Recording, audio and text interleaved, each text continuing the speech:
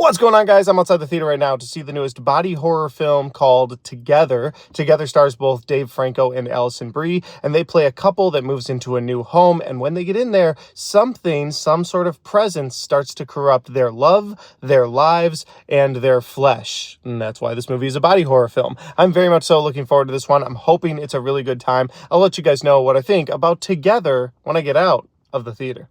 I think you should sleep in the spare room tonight. I agree. We need to keep our distance.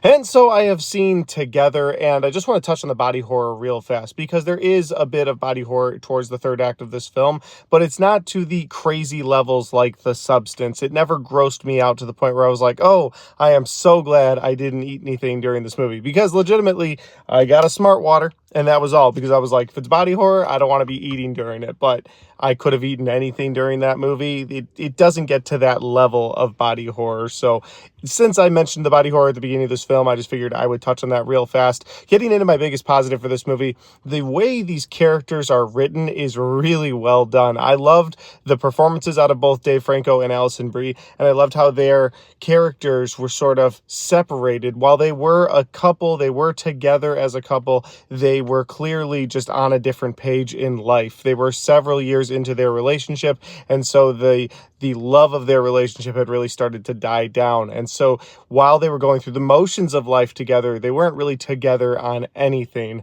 And then they have this thing happen to them where they're being physically drawn together. And I think they painted that story really well. The acting was really well done.